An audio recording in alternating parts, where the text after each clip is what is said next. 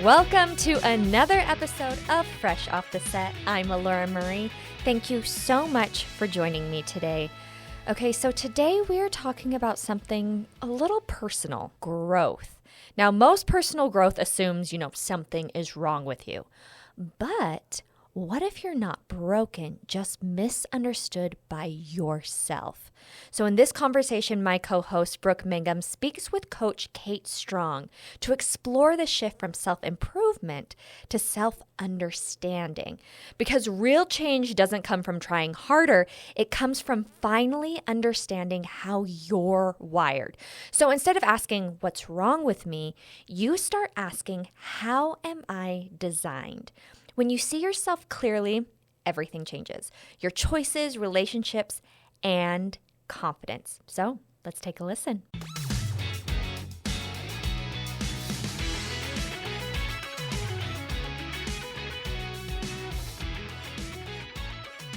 You've seen her on the show, and now we get some real time with her. Kate Strong is here. Thank you so much for being here. I'm so excited to be here. Grateful and happy and excited to have a conversation that's more than 3 minutes. Oh, man, we're going to deep dive, Kate. We're going to get into the nitty gritty of it today because this topic is so huge. And I just want to take a second and just read this so that people can, and let this just sit and sink in because it's major. You are not broken. You do not need to be fixed. You need to understand yourself. Whoosh, right? Like that's the moment. I want Kate, take us through that statement because it is so major. And I think a lot of people right now need to hear this more than ever. We have heard our whole lives what we should be doing, what our lives should look like, what success is supposed to feel and look like. But all of that is coming from outside, someone who doesn't even know us. And the truth is, the more we know ourselves and every part of ourselves and can accept the good, the bad, the ugly, the parts that we want to celebrate, the strengths, the weaknesses, all of that, which we all have, what we learn and we understand is there's nothing wrong with me. I'm not broken. I don't need to be fixed. I just need to understand myself better. The call is coming from inside the house, right? Yes. That's what it is. It is an inside job. It is an inside job. And the only way that we are going to be able to get through it is getting to know ourselves better. Yes. How major is this? So I want to talk a little bit about how you came up with this and the whole story that brought you here, because I think there's so many of us right now that are feeling lost or they're going through a hard time. I know that when I have moments of like just hard times, I always come back to, you're doing it wrong. Mm-hmm. That's my inner tape. That's like, hey, you're doing it wrong. You're doing it wrong. You're doing too much, too far. You're not being a good enough mom because you're working too hard. And then you end up feeling like you're just stretched so thin and it's triage and everybody is bleeding out, right? Tell us a little bit about how you came to be with this theory and how you're going to be able to help people get through this thing called life. Well, this is a great question because I did believe I was broken and I did believe I needed to be fixed. I was going through a divorce and I left religion at the same time. And I felt that feeling of, what did I do? Talk about an identity crisis, Absolutely. Right? I think a lot of times we latch on to who we're with, what we do for a job, to what we believe in, right? Yeah. And my parents had been divorced and I said, I'm never going to do that. So I felt like a failure and I felt like I had gotten it wrong. Like, how did this happen to me too? And so coming from that, I want you to know I feel you, I hear you, I see you, you are me. That's what sparked something inside of me. So I went on this self-discovery, right? Self-help journey. I think many of us have done that. You read the books, you listen to the podcast, you go to the webinar or the seminar, you show up at the retreat, right? Like all the things. And I would have these moments of clarity of like, okay, I know what to do now. I know what to do now. And then I would go back to my same environment, the same people, the same situations. And within a week, I'm back to my old habits, old behaviors, getting triggered, responding the same way, getting frustrated with my kids, feeling guilty. And actually, there was a bigger disconnect because it felt like, well, you know better now, Kate. Isn't that the truth? I feel like the more awake you get, right, the more we're even more hard on ourselves, where we find our faults even larger because I know better, but I just can't seem to break this pattern. So how are you helping people really get under the hood and finally shed those stories and break those patterns? So what we have to do is get to know ourselves. Oh, but that's scary, Kate. Totally, because here's the thing. The truth is you're the problem, but you're also the solution. Ooh, that hits right there. Ooh. Right? It's ownership. It's radical ownership. And we all have it. We all have it. But the reality is it doesn't all look the same. There's no one size fits all. We're all very, very unique. Our upbringing was different. Our relationships are different. Our energy is different. What motivates us, what lights us up, how we move through the world based off our childhood experience, our strengths, our weaknesses. We're born with certain strengths, things that we're just really, really good at that we devalue because we feel like it's too easy. And we've been taught you have to work hard. Right. You got to earn that. So it's the complete opposite because everything we've been told, we've actually been sold a lie. We've been sold a lie. We've been duped. We've been duped. And so you said it. It's like we're doing all this. You're trying harder. You're putting in more effort. And we really, truly just want to feel a certain way. We want to feel that satisfaction from the effort that's being put out, or we want to have that quality relationship. We want to find the love of our lives. We want to have that career that feels purposeful. We all want to be happy, right? Yeah. At the end of the day, everyone just wants love and happy and to be comfortable. You said something so interesting to me that I want to talk about is that we've been trained to devalue the things we're good at. And that's so major because I was just thinking, like, what would our lives be if I only did what I was really good at all day long? Well, I would feel great. I would feel like a rock star, right? Everybody, when you get in that flow state, when you know you're just nailing it, that feels like just perfect. But I always end up focusing on the thing that, well, I did, that went great, but I didn't do that. Yeah. That's it. And then I'm left with the nasty sandwich, right? Exactly. That's it. So here's the thing. In the 1950s, there was a psychiatrist. His name's Don Clifton. And he said, what if instead of studying what's wrong with people, we study what's right with people? Oof. Right? And you remember this when you brought home your report card as a kid? Yeah. Back in the day? All A's and a D. What'd your parents focus on? The D. It was like the A's meant nothing, right? Yeah. It was like, oh, you did all this, but this right here, you need to work on this. You need to try harder. You need to be better. Put in more time, more effort, more energy, try harder. What if instead it's just information and your parents were like, oh, well, clearly math's not your thing, but you're really, really great at English and writing and focusing on the good.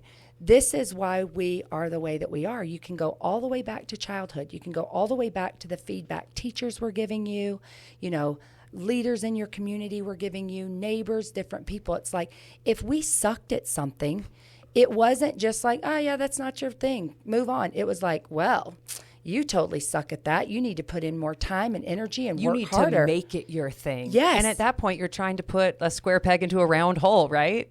It's just such a mind-blowing thing when you really think about it. I know there's a lot of people out there right now that are thinking, okay, like I'm dissatisfied with my life, right? Maybe I'm unhappy in this relationship. I'm unhappy in the relationship with myself. But starting this journey is daunting. Mm-hmm. And where do you start? When you start working with someone, how do you tap in and really start this journey? Well, I always start with the clarity code because I want not only people to understand themselves better, but I want to understand them better so I can support them and help them and work with them. We've got all these stories, right? All these stories about, why things happened and why we're the way we are and what he said and what she said and if that, fill in the blank. Well, the stories are just keeping us stuck in the pattern. They're keeping us stuck in, there's the definition of insanity, right? Which is doing the same thing over and over and expecting different results. Well, that's what we're doing. And so when you get your clarity code and when you look at this is who I am, all of it, heads, tails, strengths, weaknesses, all of it, then you can fully accept this is who I am, right? And now you know what to work with. Absolutely. And that's empowering. And I feel like also we just want to be seen, right? And we want to be told that you're not broken and you're not doing it wrong. You just need to turn and look at a different perspective, right? So the way we start, first of all, is curiosity. Just being curious. I wonder how I'm designed. I wonder how my energy works, right? It's like taking those quizzes when we were in magazines when we were a kid. Like, it's so fascinating to know, like, what makes you tick. Yes. And then you feel seen. You're like, yes, I feel seen. I feel understood. They got it right. That is who I am. So we stop outsourcing. We stop asking everyone else, what do you think? Even, what do you think about my relationship? No one knows the details, the intimacy of what's going on in your relationship, and you're giving them one side. Yeah. So you're not actually getting great advice anyway. Please tell me how I'm right. Right? That's what you're asking. Yes. Yeah, please be my number one ride or die that's going to just fan my flame and tell me how great everybody needs that. Right. So then what happens? You go find the same relationship and the same pattern and you get the same results. And here you are again. You're like, it must be me. Finally, must be me. Maybe it's not them. So the clarity code allows you to look at yourself clearly. It's like your thumbprint, right? Yeah. There's no one size, one way. Everybody's is different. And there's a lot of things that create this clarity code, right? It's, well, your strengths, what you were born with, but also what are you not great at? And that's as powerful as knowing what you're good at so you can know what to say no to. I think about this a lot. I coach young adults who are graduating from high school and entering into adulthood because they're really trying to figure out who they are, how they want to, create the rest of their lives. Yeah.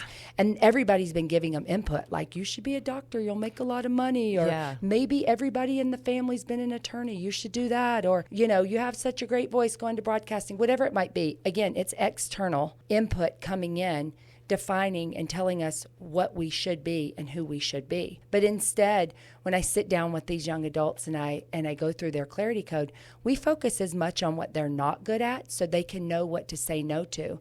And I talk to them about being interviewed for a job, and I'll say, hey, you're not just getting picked for this job. You're trying to find out if they're a good fit for you too. Yeah. And how empowering would it be if you had like this 19, 20-year-old come into you and say, hey, I'm not going to do that for you, even though you want me to, and even though we don't have anyone here to do it, because I actually suck at it, and it's going to take me twice as long and cost you twice as much, and you're not going to like the results, but let me tell you what I'm really good at. I'd be like, yes, take let me over. know where you go on the field, right? Like understanding the type of player you are.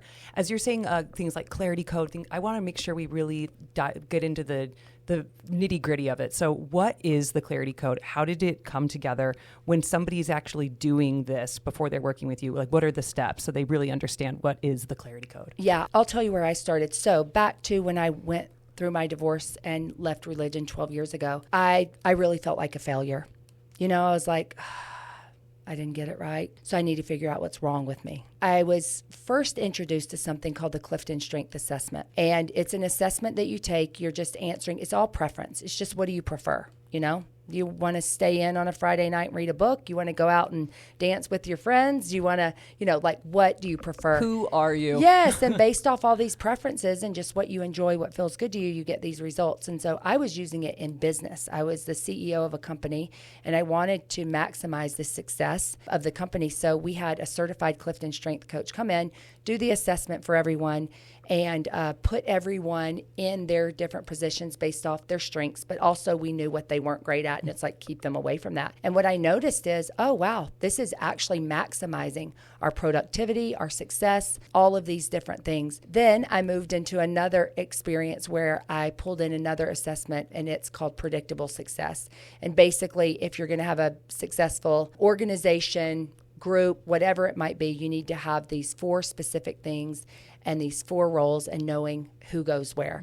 So I used it in business first, and I found it to be really, really helpful in the world of business. And then I got super curious about my childhood, right? Because relationships, and we show up as our ugliest selves. Yes, right. The 6 months in is when you really start showing them who you really are. The honeymoon phase is over. Really? It's like, let me just show you my vulnerable, raw, ugly side, right? My impatience, or this needy side of me, or, this jealousy because I'm so afraid that you're going to leave me. Because I don't feel worthy. Right. But a lot of times we don't start with worthy. We just start with, insecurity. Yeah. Or whatever it might be. So as you really dive into that, there's this assessment. You may or may not have ever heard of it, but it's called the Enneagram.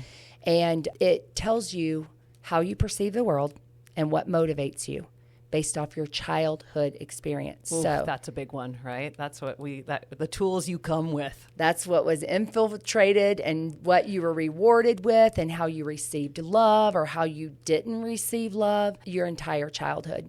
And it shows up the most in relationships. What the Enneagram shows is what your heads is, but also what your tails is, right? So I'll give you an example. An Enneagram 3 is an achiever. Okay. So if you grew up and your parents were really excited and told everyone how awesome you were and told you how awesome you were every time you achieved something, you interpreted that as, this is how I receive love. Right.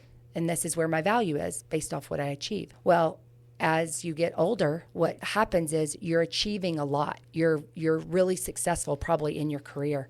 But this feeling of perfection and having to achieve to be worthy is so off balance that you're either exhausted, overworking, overachieving, your relationships are struggling, you feel depleted, and you just feel like the only way you have any value is if you're achieving something. So you can never, burnout, right? Exactly. It's the only way, or you'll always keep chasing and never feel enough. Yeah, right? I feel that. and my ideal client is an executive, someone who has it all. They have the house, they have the car, they have the family. Everyone on the outside is looking and going, they've made it. That's what I've been trying to be my whole life. But they feel such a deep, deep feeling of dissatisfaction.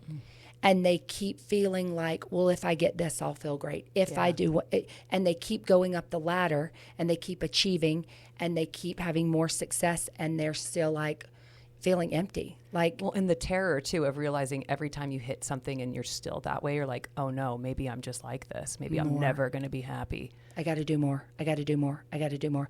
Those people are absolutely exhausted. Yeah. Exhausted. I'm exhausted thinking about it. Absolutely. So that's information, right? Again, and looking at that is not comfortable. That's what I was going to say. Is I'm sure there's a lot of people out there like, yes, I'm feeling dissatisfied with my life. I want to change. But I think a lot of us have a hard time really looking at ourselves, right? And we maybe think that we are looking at ourselves, but we're not, right? So how do you get over that hurdle to really help people see themselves so that they can start to understand themselves? Yeah. Well, you have to take the shame out of it, right? There's no shame attached to that. It just is. It's just life. And we all have it. That's the other piece of it. It's like there's not one person that doesn't have this heads and that tails side. We all have it. So if you can have radical self-acceptance of just like, it is what it is. This is who I am. Everybody has it. I want to stop ignoring these parts of myself because clearly the results that I'm getting are not working. I'm not feeling good. So I'm ready to look at this. And then you can look at it with a lot of self-compassion and love because we're doing the best we can. And we're actually doing way more than we need to. And I hate this word, but I'm going to say it should be doing because we're just exhausted. But it's like being on that hamster wheel, when you keep doing it and you keep doing it and you keep doing it. And you're like, eventually I'll get there. And your base gets higher and higher, right? Like it's like if I do less than my base, then I'm not trying hard enough. Right? Oh, and the guilt of just not doing, right? Just sitting still and trusting. What do I do with my hands? Exactly. Like I just got to keep going. But how many people are on anxiety and depression medicine, right? Because we're just told that you just got to keep going. And instead of listening and tuning in and going within, we keep outsourcing, even going, and asking the doctor, what's wrong with me? I've got a client who was in tears yesterday. She's a therapist and her daughter is having all these autoimmune diseases, all these things coming up. They've been to every doctor, every specialist. They're like, we can't tell you what's wrong with you. And listen, I want to tell you this right now. I'm no doctor, but I have spent over a decade in this work, and the body keeps the score. And what's happening is there is emotional and mental trauma in this girl's life that she has not felt safe in her body to feel and express, and her body is trying to scream and say, help, help, help. And the doctors are like, we don't know what's wrong. But it's so scary. It's so scary because, again, makes it even worse for we're you. So used to outsourcing. The professional will know, right? The professional's going to know. My boss will know, or this author will know, or Tony Robbins will know, whoever, just like ask someone else, they'll tell you. But the real truth is it's an inside job. And how do we dive into that inside? I know how do we learn how to have stillness within ourselves? That is a huge question. I realize what is your tips for finding stillness within, especially from the moments we're panicking most? So I first want to tell you that it's hard. It's very, very, very uncomfortable. But we have to get comfortable being uncomfortable. And what I mean by that is our nervous system, okay, our energetic body, the nervous system is what's running everything. So even if you do go to that Tony Robbins event or read that book or listen to our podcast today, you're going to have some insight, some aha clarity. You're going to go, okay, yeah, I feel that. Something in that feels true. The dopamine hits Yes. too of I'm seen. Oh, yeah. I'm like that too. And so that happens. So acknowledge it. And the nervous system, the energetic body, is still on that old programming. So the subconscious brain has two functions: to keep you safe and to prove you right. Dr. Joe Dispenza says we think 60 to 70,000 thoughts a day. 90% are the same thing we thought the day before. So we're robots. Wow. We're hardwired to do the thing we've always done. So when the clarity comes and you have the aha moment, even the clarity code, you're going to see this and go, whoa, wow. But what we have to do is upgrade the nervous system to match this new awareness, this new clarity, this new frequency. mindset. Yeah. So first of all, you just have to know that you're going to freak out and you're going to get triggered. Real you are, Kate. It's my favorite. And you're going to get activated and you're going to feel like, oh my gosh, this is so uncomfortable. So then in that moment, you just notice, okay, what do I typically do? Do I go to the pantry and grab a snack? Do I want to go get a drink? Do I want to pour myself a glass of wine? Do I want to go on a walk? Do I feel like I need to work out? Do I need to call a friend and have a conversation? Anything we do to outsource, to get away, to run away. To numb. I'm an Enneagram 7 girl. I know this. I don't want to feel pain. So this is literally my life's work. But to just sit there and breathe and hold yourself and say, it's okay, sweetheart. You're going to be okay. Just breathe. You're going to be okay. And what will happen is it usually only takes about 60 to 90 seconds. That emotion will move through your body. But you have to sit with it, and you're going to hate it for 60 to 90 seconds. And if you want to scream, scream. But what will usually happen is you'll usually start to cry because the body needs to release and let go of what you've been holding on to. And it has to purge. It has to let go. It has to release. It's a clearing. It's a cleansing. You think about springtime and the rain and how it just cleans and clears everything. And if you can think about tears as that same thing, it's just washing away. It's just cleansing and clearing. So I wish I could tell you there was a magic pill or a thing that you could do to make it feel really good. And there are things that we do to try to make it feel really good, but we're just swallowing it and pushing it down. It's going to eventually manifest itself as dis-ease in the body or a rash or weight. Yeah. A lot of people can't lose weight, and they're doing the thing. They're like, I am doing the diet and the exercise, and I can't lose weight. It's emotional. It's emotional. It's some trauma or something that the body is holding on to, and we just need to sit with ourselves. Oftentimes, it's if you've ever heard of internal family systems and parts work, that's a lot of work I do as well. And it's going back to this past version of ourselves, which, again, the nervous system, the energetic body. So we just have to allow ourselves to just be with the discomfort. And then when we have the clarity code and we can look at, oh, this is my pattern. Okay, so I'm now aware. I know what happens. And then I'm going to sit with this. I'm going to allow it to move, or I'm going to do something different. Then we start to change behavior, and patterns start to change, and we start to get that upgrade with our nervous system. And that's when we actually start to feel better and get this happiness and this joy and this fulfillment that we want in life. What happens when we finally get to know ourselves? And I think that's an ongoing thing, right? Because you change. We were joking that we're different people in the summer than we are in the winter. So I think but what happens to us when we finally get to know ourselves? And then at the end of that, I want to share how we can follow you, work with you, and really tap into this clarity code that you've told us so much about. Honestly, the first thing you're going to do is just exhale and go, I don't have to do more. Okay, I get to do less, and I get to slow down, and I get to take a breath, and I actually get to be here and present and listening and aware to the people that I love, and you just start to feel relief. And that feeling of being stuck all the time you just realize I'm not stuck. I just need to stop outsourcing things. And now I'm going within, and the satisfaction and the joy and the fulfillment starts to come. And again, we expect the triggers to come. We expect this old stuff to come back up. Life will still happen It to will. you even Expect when you it. have the tools. Expect it. But you're not doing it wrong, and you don't need to be fixed because you're not broken. Woo, how does that feel? Living life with ease. I know I have loved this conversation, so thank you so much for having this with me. How can I follow you? How can people be a part of your life? You've got an app coming out.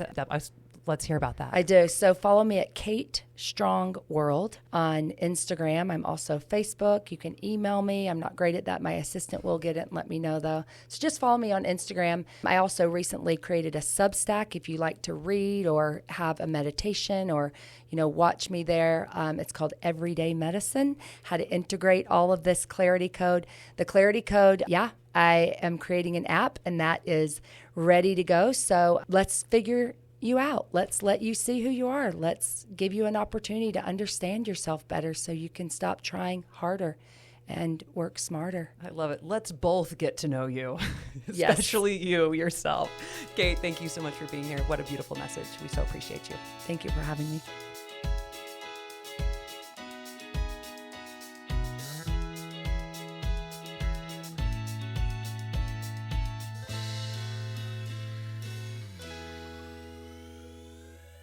Congrats, you made it to the end. If you want to continue to freshen up your day, you can watch us on Fresh Living every weekday on CBS Channel 2 in Utah at 1 o'clock. You can also watch us on our YouTube channel, KUTV Fresh Living, and follow us on social media. We will see you next week.